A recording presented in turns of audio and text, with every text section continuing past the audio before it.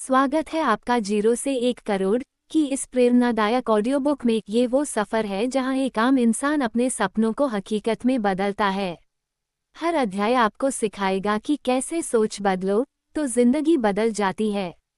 तो चलिए शुरू करते हैं इस सफ़र का 7वां अध्याय। अध्याय 7, वेतन सुपरचार्जा 9 से 5 तक की नौकरी में सर्वश्रेष्ठ खिलाड़ी बनना। अनकहा असंतोष। करण उबल रहा था। यह एक जानी पहचानी भावना थी, आक्रोश और लाचारी का कड़वा मिश्रण जो हर महीने 30 तारीख के आसपास उबलता था। बैंक से एसएमएस अधिसूचना आती थी जिसमें उसके वेतन के क्रेडिट की घोषणा की जाती थी, और यह संख्या पुरस्कार की तरह कम और अपमान की तरह अधिक लगती थी।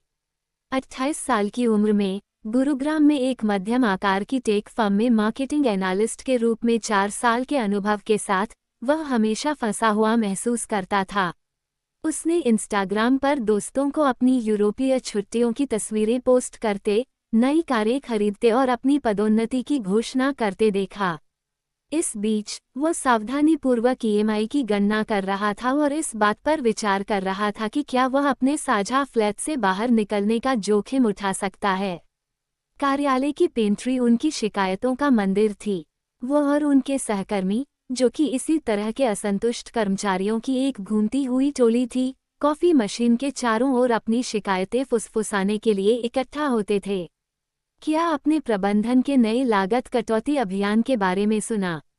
एक कहता, वे हमें निचोड़ रहे हैं। एक और जोड़ता, वार्षिक वृद्धि एक मजाक थी। उन्होंने मुझे 8% दिया। यह मुद्रास्फीति को भी मात नहीं देता। करण ने कहा, उसकी आवाज में कम सराहना पाने वालों का धर्मी गुस्सा था। वे एकजुटता में सिर हिलाते थे, कम वेतन पाने वालों का भाईचारा। इस अनुष्ठान ने अस्थायी आराम तो दिया लेकिन कुछ नहीं बदला। औसत दर्जे और शिकायत का चक्र गहराई से समाया हुआ था। यह मोड़ कोई बड़ी घटना नहीं थी, बल्कि एक शांत, अपमानजनक क्षण था। उसके माता पिता ने फोन करके उसकी वित्तीय प्रगति के बारे में पूछा था। उसके पिता, जो 35 वर्षों से एक ही सरकारी नौकरी में काम कर रहे थे, ने घर खरीदने, 2 शादियों के लिए पैसे जुटाने और एक आरामदायक जीवन जीने के लिए पर्याप्त बचत कर ली थी। करण अपनी शानदार कॉर्पोरेट नौकरी के साथ एक सार्थक आपातकालीन निधि बनाने के लिए संघर्ष कर रहा था। ये शर्मिंदगी उसके चेहरे पर एक ठंडा तमाचा थी। उस शाम उसने अपने लैपटॉप स्क्रीन पर अपना प्रतिबिंब देखा। उसने एक शिकायतकर्ता का चेहरा देखा, जो उसके अपने करियर में एक यात्री था। वह वेतन वृद्धि, पदोन्नति का इंतजार कर रहा था, किसी ऐसे व्यक्ति की प्रतीक्षा कर रहा था जो उसकी कीमत पहचाने। उसने महसूस किया, एक झटके के साथ जिसने उसे अंदर तक हिला दिया, कि कोई भी नहीं आ रहा था। घुड़सवार सेना अपने रास्ते पर नहीं थी। यदि वो और अधिक चाहता था, तो उसे इंतजार करना बंद करना होगा और कार्य करना शुरू करना होगा। अगले दिन करण एक अलग व्यक्ति के रूप में कार्यालय में आया। पेंट्री की गपशप तुच्छ लग रही थी। उसने टीम मीटिंग के दौरान सुनना शुरू कर दिया, वास्तव में सुनना। वो सिर्फ अपनी बारी का इंतजार नहीं कर रहा था, वह व्यवसाय की वास्तविक समस्याओं को समझने की कोशिश कर रहा था। उसका मैनेजर, आलोक नाम का एक तनावग्रस्त व्यक्ति, लगातार उच्च ग्राहक अधिग्रहण लागत कैक और उनके डिजिटल अभियानों से खराब रूपांतरण दरों के बारे में बात कर रहा था। ये कंपनी का खून बह रहा घाव था, जबकि उसके सहकर्मियों ने इसे एक और प्रबंधन दबाव रणनीति के रूप में देखा। करण ने एक अवसर देखा। उन्होंने इस समस्या पर विशेषज्ञ बनने का फैसला किया। उनका नियमित काम साप्ताहिक रिपोर्ट तैयार करना था। उन्होंने इसे बिना किसी बाधा के जारी रखा, लेकिन उनकी शामें बदल गईं। नेटफ्लिक्स के बजाय वे कोर्सेरा और उडेमी पर थे, जहां वे प्रदर्शन विपणन, रूपांतरण दर अनुकूलन, सीआरओ और उन्नत गूगल एनालिटिक्स पर पाठ्यक्रम पढ़ रहे थे। उन्होंने इस विषय पर किताबें खरीदने के लिए अपने पैसे का इस्तेमाल किया। उन्होंने एबी परीक्षण, लैंडिंग पेज अनुकूलन और मार्केटिंग फनल के बारे में सीखा। उनके लिए व्यवसाय की भाषा बदल रही थी, एक कर्मचारी की निष्क्रिय शब्दावली से एक समस्या समाधानकर्ता की सक्रिय शब्दावली में। अपने स्व लगाए गए प्रशिक्षण के 3 महीने बाद उन्होंने एक बड़ी खामी देखी। कंपनी गूगल एड्स पर लाखों खर्च कर रही थी, जो हाई इंटेंसिव ट्रैफिक को समर्पित लैंडिंग पेज के बजाय एक सामान्य, धीमी गति से लोड होने वाले होम पेज पर निर्देशित करता था। यह एक नौसिखिया गलती थी, लेकिन इससे कंपनी को भारी नुकसान उठाना पड़ रहा था। उन्होंने सिर्फ समस्या की ओर इशारा नहीं किया, उन्होंने एक समाधान बनाया। एक साधारण लैंडिंग पेज बिल्डर का उपयोग करके उन्होंने अपने प्रमुख उत्पाद के लिए एक प्रोटोटाइप पेज बनाया। उन्होंने शिकायतों के साथ नहीं, बल्कि डेटा के साथ एक पेज का प्रस्ताव लिखा। उन्होंने रूपांतरण दर में संभावित वृद्धि और कैक में इसी कमी की गणना की, जिससे प्रति तिमाही 15 लाख रुपए से अधिक की संभावित बचत का अनुमान लगाया गया। उन्होंने आलोक के साथ 15 मिनट की मीटिंग तय की। उन्होंने यह नहीं कहा, हम सब कुछ गलत कर रहे हैं। उन्होंने कहा, आलोक, मेरे पास एक विचार है जो हमें कैक समस्या से निपटने में मदद कर सकता है जिस पर हम चर्चा कर रहे हैं। क्या मैं आपको कुछ दिखा सकता हूँ? उन्होंने अपना विश्लेषण और प्रोटोटाइप प्रस्तुत किया। आलोक, जो समस्याओं से परिचित था, न कि समाधानों से, वह हैरान रह गया। वह प्रभावित हुआ। उसने करण को एक छोटा सा बजट दिया और पायलट परीक्षण चलाने के लिए हरी झंडी दे दी। करण ने अथक परिश्रम किया। उन्होंने ग्राफिक्स के लिए डिज़ाइन टीम और कॉपी के लिए कंटेंट टीम के साथ मिलकर काम किया। उन्होंने 1 महीने तक A/B परीक्षण चलाया और परिणामों पर बारीकी से नज़र रखी। नए लैंडिंग पेज ने पुराने होम पेज से 300% बेहतर प्रदर्शन किया। रूपांतरण दर 3 गुना हो गई। ग्राहक अधिग्रहण लागत में 40% की कटौती हुई। उन्होंने सब कुछ दस्तावेजीकृत किया।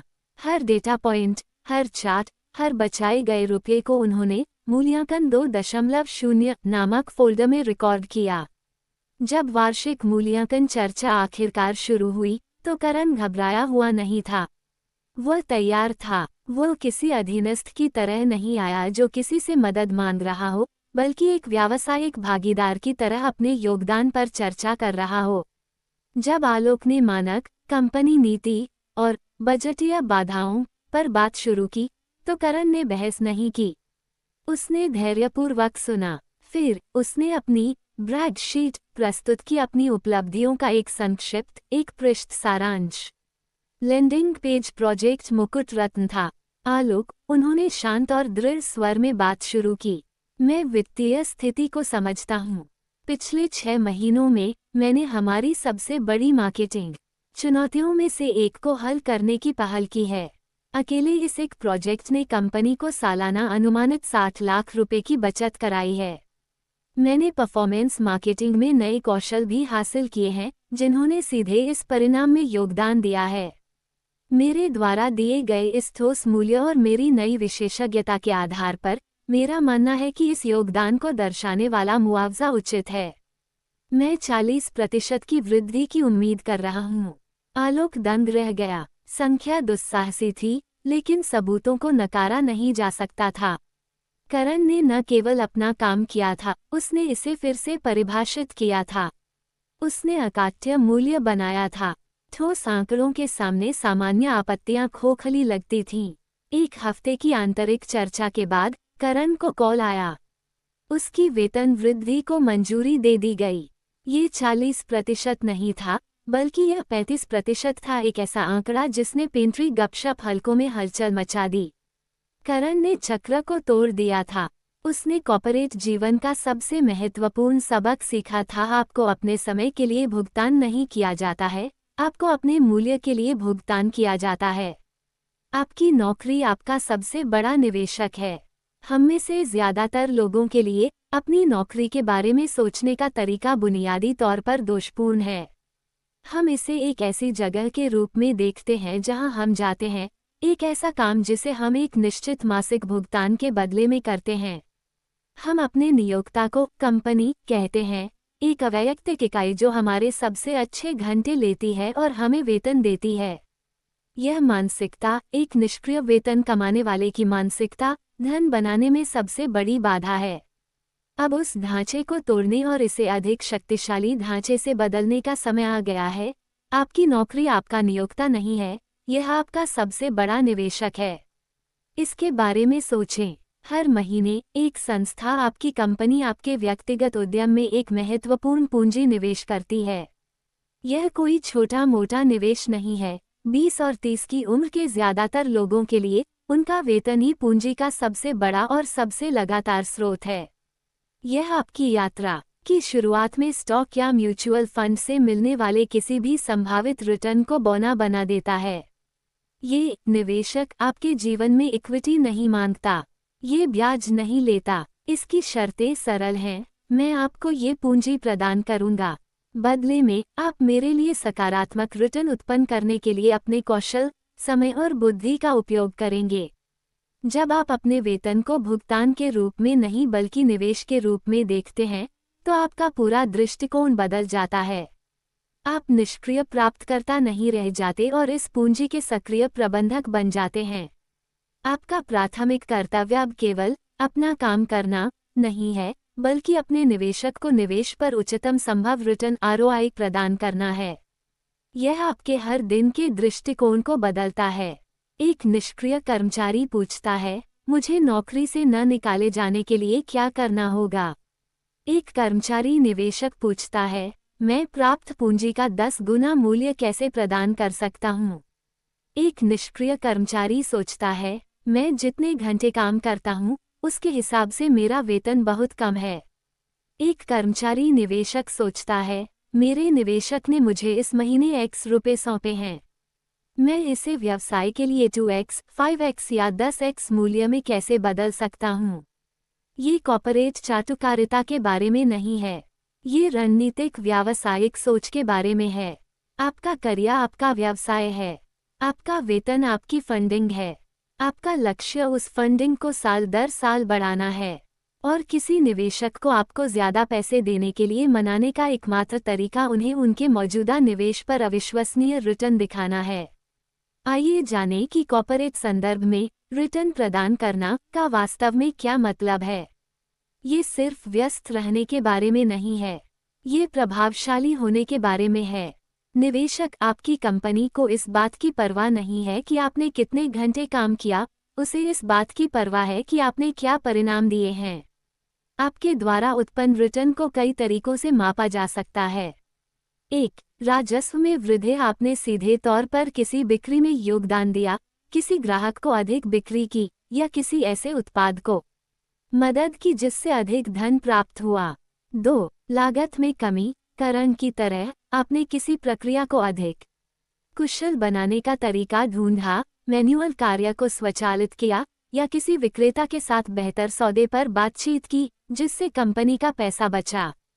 3. जोखिम न्यूनीकरण। आपने संभावित अनुपालन समस्या की पहचान की, कोड में गंभीर बग को ठीक किया, या सुरक्षा प्रोटोकॉल में सुधार किया जिससे कंपनी को संभावित नुकसान या कानूनी परेशानी से बचाया जा सका।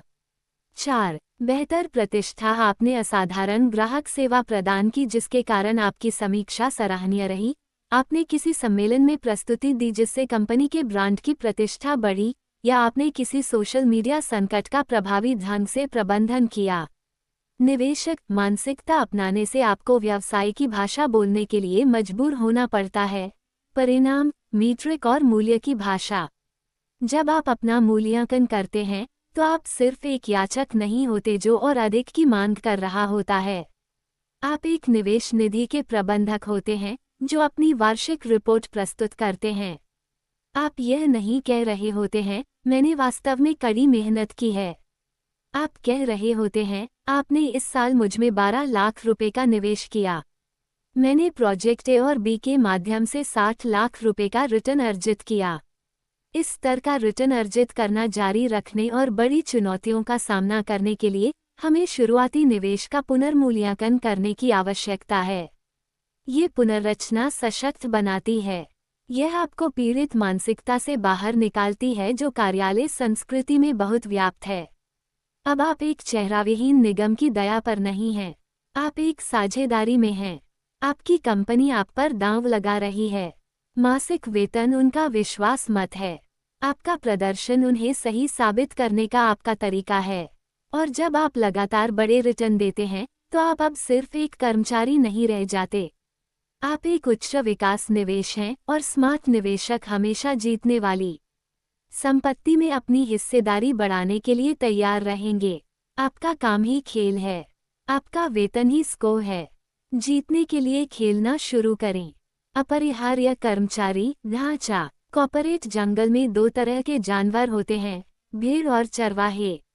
भेड़ें झुंड का हिस्सा होती हैं। वे सक्षम होती हैं, उनसे जो कहा जाता है वे वही करती हैं और वे अधिकांशतः अदला बदली योग्य होती हैं।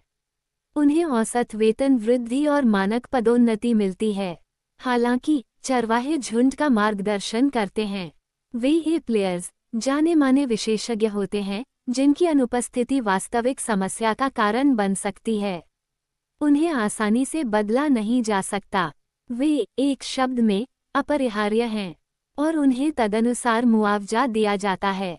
अपरिहार्य बनना ऑफिस की राजनीति या 18 घंटे काम करने के बारे में नहीं है। यह एक रणनीतिक 3 आयामी दृष्टिकोण है जिसमें उच्च मूल्य कौशल में महारत हासिल करना, अपने बॉस की सबसे गंभीर समस्याओं को हल करना और यह सुनिश्चित करना शामिल है कि आपका योगदान उन लोगों को दिखाई दे जो मायने रखते हैं। ये ढांचा पेरोल पर सिर्फ एक और नाम होने से लेकर एक महत्वपूर्ण संपत्ति बनने तक का आपका रोडमैप है। एक विशिष्ट विशेषज्ञ बने, सामान्यवादी नहीं। पुरानी करियर सलाह थी कि सभी कामों में निपुण बनो। आज की अति प्रतिस्पर्धी कॉर्पोरेट दुनिया में ये औसत दर्जे का काम है। सामान्यज्ञ एक कमोडिटी हैं, विशेषज्ञ एक रणनीतिक लाभ हैं। एक सामान्यज्ञ एक सोशल मीडिया पेज का प्रबंधन कर सकता है। एक विशेषज्ञ लक्षित विज्ञापनों और मार्केटिंग ऑटोमेशन का उपयोग करके कई मिलियन रुपए की बिक्री फनल बना सकता है। एक सामान्यज्ञ बुनियादी एक्सेल जानता है। एक विशेषज्ञ पावर बीआई में जटिल वित्तीय मॉडल और डैशबोर्ड बना सकता है जो बाजार के रुझान की भविष्यवाणी करते हैं। एक सामान्यज्ञ कोड लिख सकता है। एक विशेषज्ञ AWS पर क्लाउड लागत अनुकूलन में विशेषज्ञ होता है, जिससे कंपनी को करोड़ों की बचत होती है। संदेश स्पष्ट है, गहराई चौड़ाई से बेहतर है। आपका पहला काम एक उच्च मूल्य कौशल की पहचान करना है जो आपकी कंपनी की सफलता के लिए महत्वपूर्ण है या हो सकता है। अनुमान न लगाएं, जांच करें, नेतृत्व को सुनें। टाउन हॉल में C-सूट के अधिकारी किस बारे में बात कर रहे हैं? क्या वे डेटा संचालित निर्णय लेने, AI एकीकरण, साइबर सुरक्षा या ग्राहक आजीवन मूल्य से ग्रस्त हैं? ये आपके संकेत हैं। नौकरी पोस्टिंग का विश्लेषण करें। अपनी कंपनी और अपने उद्योग में वरिष्ठ पदों के लिए नौकरी विवरण देखें। कौन से कौशल लगातार आवश्यक के रूप में सूचीबद्ध हैं? यही बाजार मूल्य है। दर्द का पता लगाएं। व्यवसाय को कहाँ नुकसान हो रहा है? क्या किसी विशिष्ट तकनीकी कौशल की कमी के कारण परियोजनाएं विलंबित हो रही हैं? क्या कंपनी किसी अकुशल प्रक्रिया के कारण पैसे खो रही है? जहां दर्द है, वहां विशेषज्ञ के लिए इलाज उपलब्ध कराने का अवसर है। एक बार जब आप अपनी जगह पहचान लेते हैं, तो आपको लगातार उस पर ध्यान केंद्रित करना चाहिए। यह आपकी व्यक्तिगत R&D परियोजना है। औपचारिक शिक्षा प्रमाणन में निवेश करें। AWS प्रमाणित समाधान आर्किटेक्ट, सेल्सफोर्स प्रमाणित प्रशासक या CFA chartered financial analyst charter केवल कागज के टुकड़े नहीं हैं, वे विशिष्ट विशेषज्ञता के संकेत हैं। व्यवहारिक अनुप्रयोग अभ्यास के बिना सिद्धांत बेकार है। परियोजनाओं के लिए स्वयंसेवक बने, चाहे वे छोटी ही क्यों न हो, जो आपको अपने नए कौशल का उपयोग करने की अनुमति देती हैं। सहकर्मियों की मदद करने की पेशकश करें। एक साइड प्रोजेक्ट शुरू करें। लक्ष्य वास्तविक दुनिया के परिणामों का एक पोर्टफोलियो बनाना है जो आपकी विशेषज्ञता को मान्य करता है। गो टू व्यक्ति बने, अपना ज्ञान साझा करना शुरू करें। अपनी टीम के लिए कार्यशाला आयोजित करने की पेशकश करें। कंपनी के इंट्रानेट के लिए एक श्वेत पत्र या ब्लॉग पोस्ट लिखें। जब कंपनी में किसी के पास आपके विषय के बारे में कोई सवाल हो, तो आपका नाम सबसे पहले उनके दिमाग में आना चाहिए। सामान्यज्ञ होने से आप सुरक्षित रहते हैं लेकिन गरीब बने रहते हैं। विशेषज्ञ होना एक उच्च जोखिम, उच्च पुरस्कार वाली रणनीति है। इसके लिए प्रयास और निवेश की आवश्यकता होती है, लेकिन यही आपको प्रीमियम वेतन पाने की अनुमति देता है। अब आप केवल एक संसाधन नहीं हैं, आप संसाधन। 2. अपने बॉस की समस्याएं सुलझाएं, सिर्फ अपनी नहीं। हर कर्मचारी के पास नौकरी का विवरण होता है, मुख्य परिणाम क्षेत्रों के आरे का एक सेट होता है। बी प्लेयर्स अपने क्यारे को पूरा करते हैं, ए प्लेयर्स अपने क्यारे को पूरा करते हैं और फिर अपने बॉस की सबसे बड़ी समस्या को हल करते हैं। यह अंतिम मूल्य वर्धन है। आपका प्रबंधक अधिकार की स्थिति में हर किसी की तरह बहुत दबाव में है। उनके पास अपने स्वयं के क्यारे, अपने स्वयं के डिलीवरेबल्स और अपने स्वयं के बॉस हैं जिन्हें जवाब देना है। उनका सबसे बड़ा पेशेवर सिरदर्द शायद ही कभी ऐसा कुछ हो जो आपको अपने कर्तव्यों की अपनी आधिकारिक सूची में मिलेगा। आपका मिशन उस सिरदर्द को खोजना और एस्पिरिन बनना है। इसके लिए अधीनस्थ मानसिकता से भागीदार मानसिकता में बदलाव की आवश्यकता है।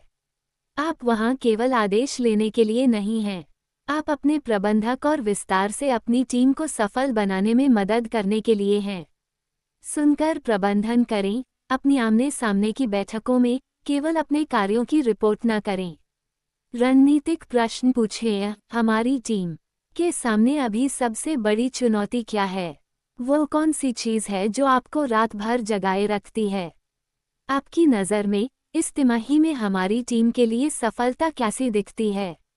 क्या ऐसा कुछ है जो मैं आपकी जिम्मेदारी से मुक्त कर सकता हूं ताकि आप और अधिक रणनीतिक काम कर सकें?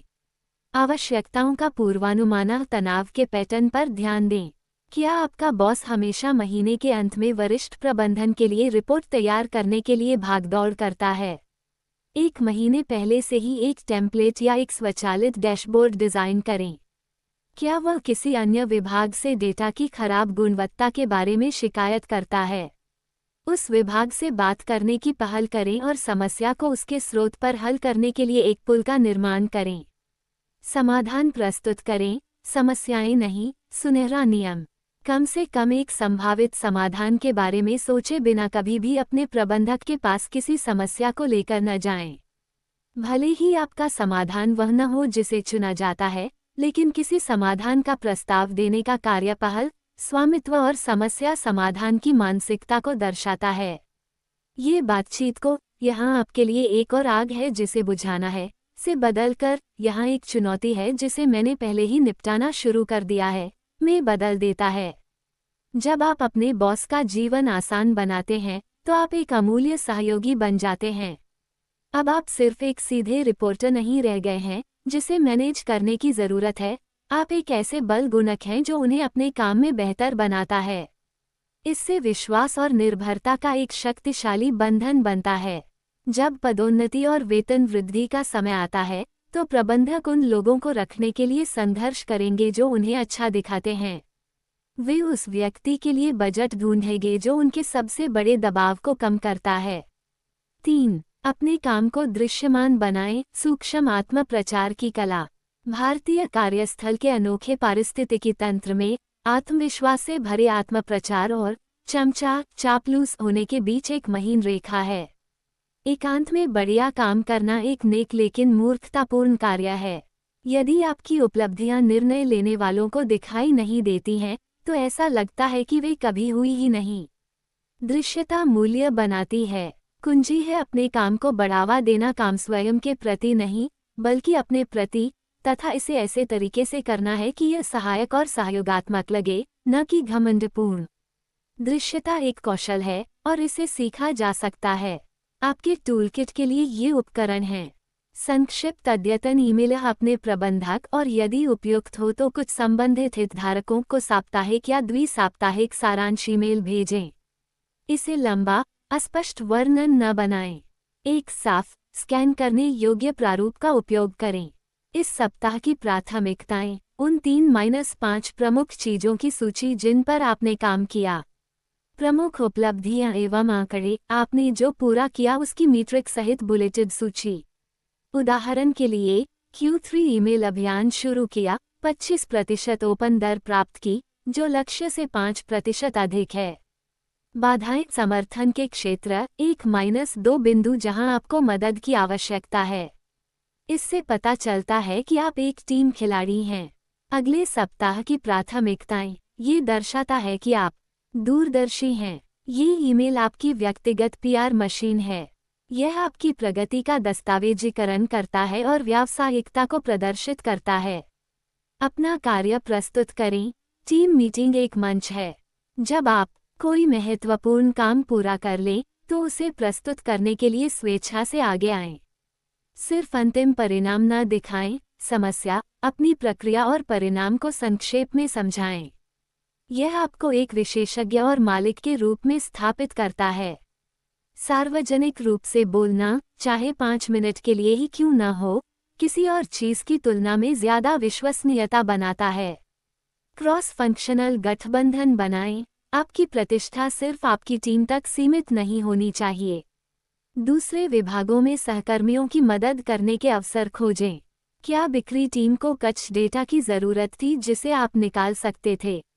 क्या उत्पाद टीम को मार्केटिंग के नजरिए से फीडबैक की जरूरत थी? अपनी मदद मुफ्त में दें। जब आप ऐसे लोगों का नेटवर्क बनाते हैं जो आपकी योग्यता और मदद की गारंटी दे सकते हैं, तो आप समर्थकों का एक शक्तिशाली समूह बनाते हैं।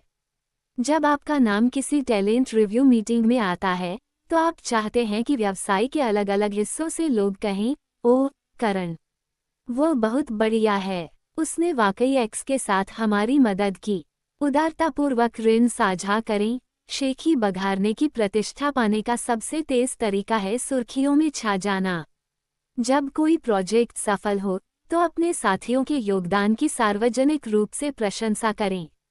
मैं प्रिया के विश्लेषण और समीर के डिजाइन इनपुट के बिना यह नहीं कर सकता था। श्रेय साझा करने से आप एक नेता की तरह दिखते हैं, अहंकारी की तरह नहीं। विरोधाभासी रूप से, जितना अधिक श्रेय आप देते हैं, उतना ही अधिक सम्मान और प्रभाव आपको मिलता है। अपरिहार्य बनना एक सक्रिय प्रक्रिया है। इसके लिए आपको एक विशेषज्ञ बनना होगा जो उच्च स्तरीय समस्याओं को हल करता है और यह सुनिश्चित करता है कि सही लोगों को इसके बारे में पता हो। ये खुद को एक बदले जाने वाले दांत से मशीन के इंजन में बदलने के बारे में है। मूल्यांकन चर्चा की कला। वार्षिक मूल्यांकन चर्चा आपके वर्ष की सबसे महत्वपूर्ण वित्तीय बैठक होती है। 45 मिनट तक आपके पास उस व्यक्ति का पूरा ध्यान होता है जिसका आपके वेतन पर सबसे अधिक प्रभाव होता है। फिर भी अधिकांश कर्मचारी इस बैठक में बिना किसी तैयारी के आते हैं। वे इसे अपने अतीत की निष्क्रिय समीक्षा के रूप में देखते हैं, उम्मीद करते हैं कि उनका प्रबंधक उन्हें अच्छी वृद्धि देगा। यह एक हारने वाली रणनीति है। मूल्यांकन समीक्षा नहीं है, यह एक बातचीत है। यह एक बिक्री बैठक है जहां उत्पाद आप हैं। और किसी भी सफल बिक्री पेशेवर की तरह, आपको सावधानीपूर्वक तैयारी करनी चाहिए, अपने मूल्य प्रस्ताव को सम्मोहक ढंग से प्रस्तुत करना चाहिए और आपत्तियों को संभालने के लिए तैयार रहना चाहिए। प्लेयर्स वेतन वृद्धि की उम्मीद नहीं करते हैं, वे इसके लिए एक अकाट्य व्यावसायिक मामला बनाते हैं। 1. तैयारी। 90 दिवसीय नियम। मूल्यांकन के लिए आपकी तैयारी 1 सप्ताह पहले शुरू नहीं होनी चाहिए। इसे कम से कम 90 दिन पहले शुरू कर देना चाहिए। ये वह अवधि है जब आप केवल अपना काम करने से लेकर अपनी बातचीत के लिए सक्रिय रूप से कथा निर्माण करने तक संक्रमण करते हैं।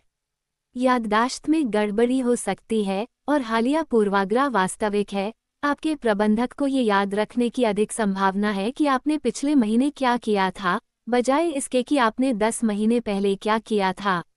आपका काम उन्हें याद दिलाना है। 1. जीत फोल्डर बनाएं। अपने कंप्यूटर पर एक समर्पित फोल्डर बनाएं या क्लाउड में कोई दस्तावेज बनाएं। इसे मूल्यांकन साक्ष्य 2024 लेबल करें। जब भी आप कोई कार्य सकारात्मक परिणाम के साथ पूरा करें, तो उसका प्रमाण सहेजें।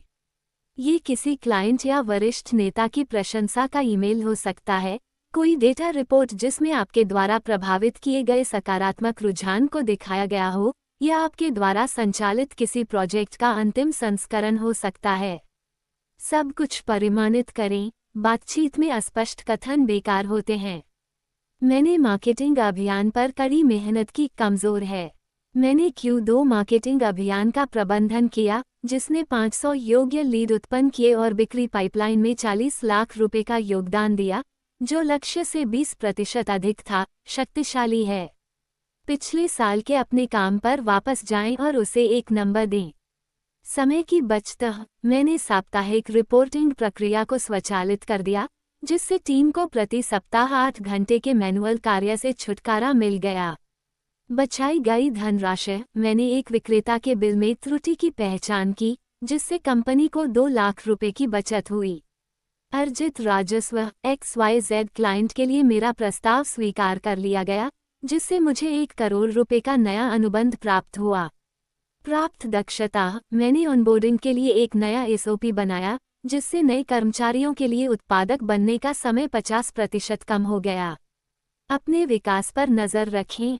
आपने जो नए कौशल सीखे हैं, जो प्रमाण पत्र आपने अर्जित किए हैं और जो चुनौतीपूर्ण प्रोजेक्ट आपने लिए हैं, उनकी सूची बनाकर रखें। इससे पता चलता है कि आप एक मूल्यवान संपत्ति हैं, न कि मूल्यह्रास करने वाली। जब तक मीटिंग तय हो जाती है, तब तक आपको अपनी उपलब्धियों को याद करने में परेशानी नहीं होनी चाहिए। आपके पास सबूतों से भरी एक फाइल होनी चाहिए। अपने मामले को समर्थन देने के लिए डेटा का एक भंडार होना चाहिए। 2. Brag sheet. आपका एक पृष्ठ हथियार। मीटिंग में खाली हाथ न जाएं। 1. ब्रैग शीट या परफॉर्मेंस समरी तैयार करें। एक स्पष्ट, पेशेवर, एक पृष्ठ दस्तावेज जो आपके मामले का सारांश देता है। यह आपका पूरा बायोडेटा नहीं है, यह एक लक्षित मार्केटिंग दस्तावेज है। ये 2 उद्देश्यों को पूरा करता है। यह मीटिंग के दौरान आपकी व्यक्तिगत स्क्रिप्ट के रूप में कार्य करता है, और यह आपके प्रबंधक के लिए एक शक्तिशाली छोड़ने वाला दस्तावेज है जिसका उपयोग वे HR और वरिष्ठ प्रबंधन के साथ आपकी वृद्धि के लिए लड़ते समय कर सकते हैं। Bag sheet template. आपका नाम, आपका पद, प्रदर्शन सारांश, वर्ष। कार्यकारी सारांश। आपके समग्र योगदान का 2 वाक्यों का सारांश। पिछले वर्ष में मैंने आपके क्षेत्र में दक्षता बढ़ाने पर ध्यान केंद्रित किया है और Y कौशल में महारत हासिल करने की पहल करते हुए सीधे X लाभ में योगदान दिया है।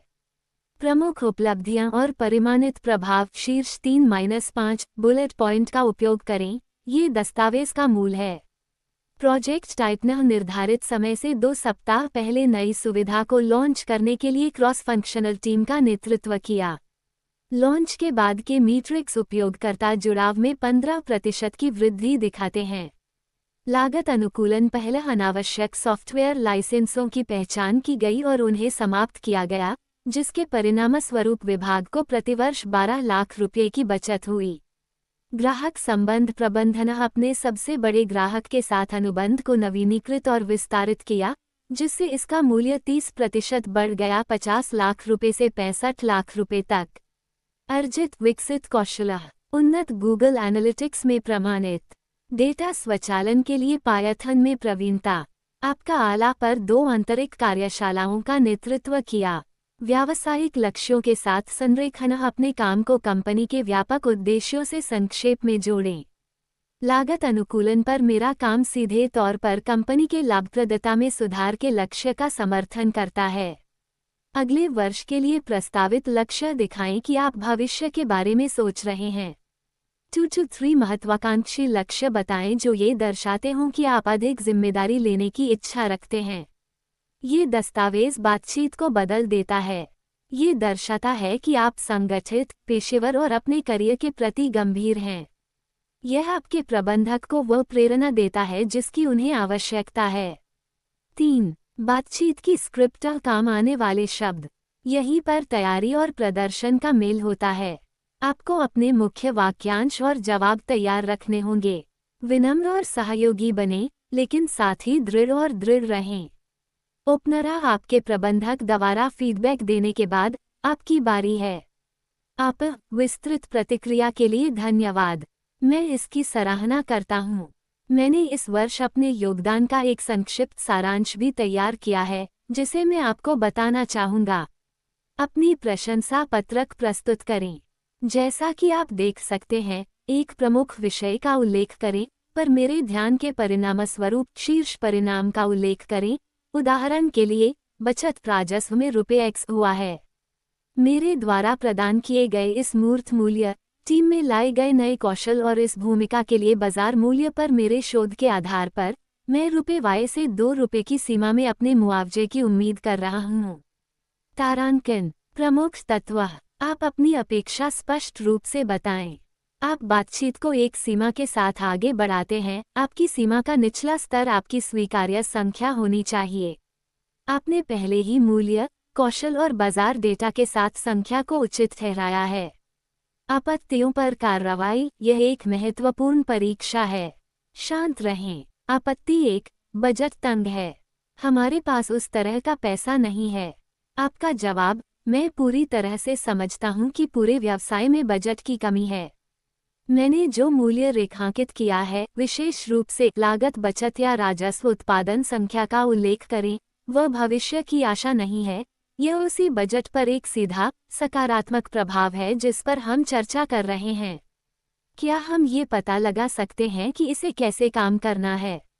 शायद हम इसे अगले 6 महीनों के लिए मेरे लक्ष्यों से जुड़े एक गारंटीकृत प्रदर्शन बोनस के साथ एक छोटे आधार वृद्धि के रूप में संरचित कर सकते हैं। आपत्ति 2, आप बहुत अच्छा काम कर रहे हैं, लेकिन ये संख्या मानक वृद्धि से कहीं अधिक है। आपका जवाब, मैं इसकी सराहना करता हूँ। हालांकि इस वर्ष मेरा प्रदर्शन मानक से कुछ भी अलग रहा है। अपनी स्टार परियोजना का उल्लेख करें, जैसी परियोजनाएं मेरी भूमिका के लिए सामान्य अपेक्षाओं से कहीं अधिक हैं। मेरा मुआवजा उस बड़े योगदान को दर्शाना चाहिए, न कि सिर्फ जीवन यापन की लागत में वृद्धिशील समायोजन। भारतीय कार्यस्थल के अनोखे पारिस्थितिकी तंत्र में आत्मविश्वास से भरे आत्मप्रचार और चमचा चापलूस होने के बीच एक महीन रेखा है। एकांत में बढ़िया काम करना एक नेक लेकिन मूर्खतापूर्ण कार्य है। यदि आपकी उपलब्धियां निर्णय लेने वालों को दिखाई नहीं देती हैं, तो ऐसा लगता है कि वे कभी हुई ही नहीं। दृश्यता मूल्य बनाती है। कुंजी है अपने काम को बढ़ावा देना, काम स्वयं के प्रति नहीं, बल्कि अपने प्रति, तथा इसे ऐसे तरीके से करना है कि यह सहायक और सहयोगात्मक लगे, न कि घमंडपूर्ण। दृश्यता एक कौशल है और इसे सीखा जा सकता है। आपके टूलकिट के लिए ये उपकरण हैं। संक्षिप्त अद्यतन ईमेल अपने प्रबंधक और यदि उपयुक्त हो तो कुछ संबंधित हितधारकों को साप्ताहिक या द्वि-साप्ताहिक सारांश ईमेल भेजें। इसे लंबा, अस्पष्ट वर्णन न बनाएं। एक साफ, स्कैन करने योग्य प्रारूप का उपयोग करें।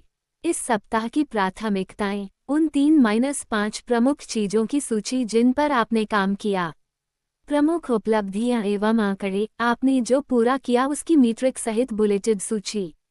उदाहरण के लिए, Q3 ईमेल अभियान शुरू किया, 25% ओपन दर प्राप्त की, जो लक्ष्य से 5% अधिक है।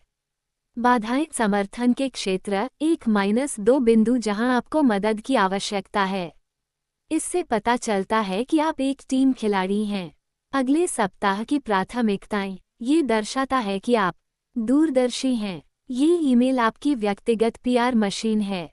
यह आपकी प्रगति का दस्तावेजीकरण करता है और व्यावसायिकता को प्रदर्शित करता है। और ₹Y के बीच है, तो आप अब कोई राय नहीं बता रहे हैं। आप एक तथ्य बता रहे हैं।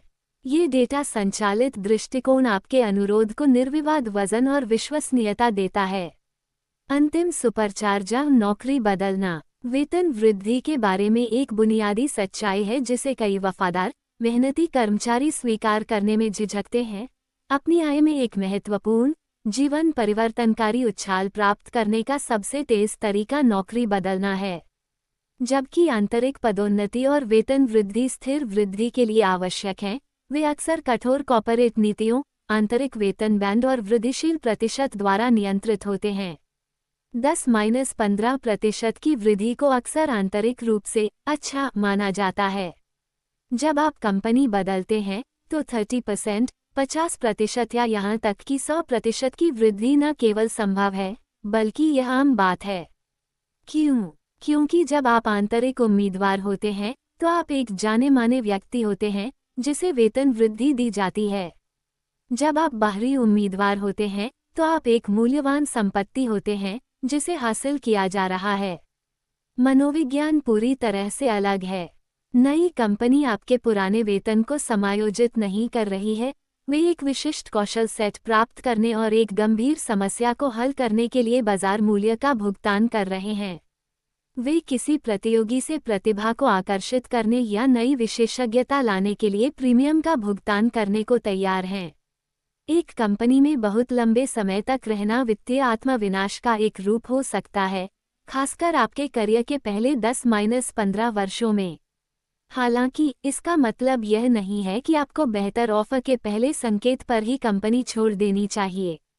छोड़ने का फैसला रणनीतिक होना चाहिए, प्रतिक्रियात्मक नहीं। यादृच्छिक, अवसरवादी छलांगों की एक श्रृंखला पर बना करियर अनिश्चित और अप्रतिबद्ध लग सकता है। यहाँ एक चेकलिस्ट दी गई है जो आपको ये तय करने में मदद करेगी कि अंतिम सुपरचार्ज को सक्रिय करने का सही समय कब है। चेकलिस्ट। क्या अब जाने का समय हो गया है? क्या आपकी सीखने की प्रक्रिया रुक गई है? क्या आपको अभी भी चुनौतियों का सामना करना पड़ रहा है? क्या आप नए बाजार में बिकने लायक कौशल हासिल कर रहे हैं? अगर आपको लगता है कि आप ट्रेडमिल पर हैं, साल दर साल एक ही काम कर रहे हैं, तो आपकी तरक्की रुक गई है। स्थिर सीखने से स्थिर आय होती है। क्या आपको एक से अधिक बार पदोन्नति नहीं दी गई है या उचित वेतन वृद्धि से वंचित रखा गया है? अगर आपने एक मजबूत मामला बनाया है, अपना मूल्य प्रस्तुत किया है और फिर भी कंपनी आपके योगदान को पहचानने में विफल रही है, तो यह एक स्पष्ट संकेत है कि आपकी विकास क्षमता सीमित है। वफादारी तभी मूल्यवान होती है जब यह पारस्परिक हो। क्या आपका बाजार मूल्य आपके वर्तमान वेतन से काफ़ी अधिक है? क्या आपने अपनी बेंचमार्किंग कर ली है? अगर आपकी रिसर्च से पता चलता है कि आपको 30% या उससे ज़्यादा कम भुगतान किया जा रहा है, तो कंपनी को आपकी प्रतिभा पर भारी छूट मिल रही है। अब समय आ गया है कि आप ऐसे खरीदार के पास जाएं जो पूरी कीमत चुकाएगा। क्या कंपनी की वित्तीय स्थिति या रणनीतिक दिशा खराब हो गई है? क्या छंटनी, बजट में कटौती या आपकी विशेषज्ञता के क्षेत्र से दूर जाने की बात हो रही है? डूबते जहाज के साथ मत डूबो। क्या कार्य संस्कृति विषाक्त होती जा रही है? क्या आपके काम और जीवन में संतुलन नहीं है? क्या आपका मैनेजर आपका साथ नहीं देता या बहुत कम प्रबंधन करता है? कोई भी वेतन आपके मानसिक स्वास्थ्य के लायक नहीं है। क्या आप स्पष्ट रूप से बता सकते हैं कि आप अपनी अगली भूमिका में क्या चाहते हैं? बस भागो मत से नौकरी भागना की ओर एक बेहतर अवसर। आपका लक्ष्य ऐसी भूमिका निभाना होना चाहिए जो बेहतर पारिश्रमिक, अधिक जिम्मेदारी और अधिक सीखने की अवस्था का संयोजन प्रदान करे। यदि आपने इनमें से 3 या अधिक बक्से पर निशान लगा दिया है, तो समय आ गया है कि आप अपनी निकास रणनीति तैयार करना शुरू करें। नौकरी में रहते हुए रणनीतिक तरीके से साक्षात्कार कैसे करें? नौकरी करते समय नौकरी की तलाश करना शक्ति की अंतिम स्थिति है। आप हताश नहीं हैं। आप चयनात्मक हो सकते हैं और अपनी ताकत से बातचीत कर सकते हैं। 1. अपनी संपत्तियों को सावधानीपूर्वक अपडेट करें। अपना रिज्यूमे बेहतर बनाएं और लिंक्डइन प्रोफाइल अपडेट करें। लिंक्डइन पर आप भर्ती करने वालों को ये संकेत दे सकते हैं कि आप काम करने के लिए तैयार हैं, और यह केवल उन्हें ही दिखाई देगा, आपकी मौजूदा कंपनी के लोगों को नहीं। 2. अपना नेटवर्क सक्रिय करें। अपने विश्वसनीय सलाहकारों, पूर्व सहकर्मियों और भर्तीकर्ताओं को चुपचाप बताएं कि आप नए अवसरों की तलाश शुरू कर रहे हैं। 3. स्मार्ट तरीके से शेड्यूल बनाएं। अपने लंच ब्रेक के दौरान फ़ोन स्क्रीनिंग शेड्यूल करने का प्रयास करें। व्यक्तिगत या वीडियो साक्षात्कार के लिए अपनी व्यक्तिगत छुट्टी का आधा दिन या पूरा दिन लेने का प्रयास करें। बार बार बिना किसी कारण के अनुपस्थित रहकर संदेह पैदा करने से बचें। 4. आप क्यों जा रहे हैं? प्रश्न के लिए तैयार रहें, ये निश्चित रूप से पूछा जाएगा। अपने वर्तमान नियोक्ता की बुराई न करें। अपना उत्तर सकारात्मक रूप से तैयार करें और भविष्य पर ध्यान केंद्रित करें। खराब जवाब: मेरा बॉस बहुत बुरा है और वह मुझे पर्याप्त। अच्छा जवाब: मैंने अपनी वर्तमान भूमिका में बहुत कुछ सीखा है और महत्वपूर्ण मूल्य प्रदान किया है, विशेष रूप से प्रोजेक्ट एक्स के साथ। अब मैं एक नई चुनौती की तलाश में हूँ, जहाँ मैं अधिक जिम्मेदारी ले सकूँ और बड़ा प्रभाव डाल सकूँ, विशेष रूप से कौशल जिसे आप विकसित करना चाहते हैं के क्षेत्र में। 5. किसी प्रस्ताव का लाभ उठाएं। एक बार जब आपको किसी नई कंपनी से लिखित प्रस्ताव मिल जाता है, तो आप बातचीत करने की सबसे मजबूत स्थिति में होते हैं।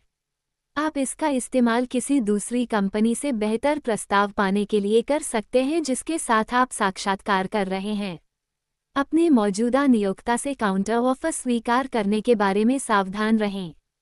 जिस कारण से आप नौकरी छोड़ना चाहते थे, वह शायद अभी भी मौजूद होगा और अब आपकी वफादारी सवालों के घेरे में होगी। नौकरी बदलना आपके करियर में रॉकेट ईंधन डालने के बराबर है। इसके लिए साहस और रणनीतिक योजना की आवश्यकता होती है, लेकिन यह आपकी आय में भारी उछाल लाने का सबसे प्रभावी साधन है। तो दोस्तों, आज का यह अध्याय यहाँ समाप्त होता है। याद रखो, हर बड़ा सपना एक छोटी सी शुरुआत से ही होता है। आज तुम 0 पर हो, कल करोड़ पर भी हो सकते हो, बस रुकना मत। ऐसे ही और ओडिया बुक के लिए हमारे चैनल को सब्सक्राइब करना ना भूले। नमस्ते। तो मिलते हैं अगली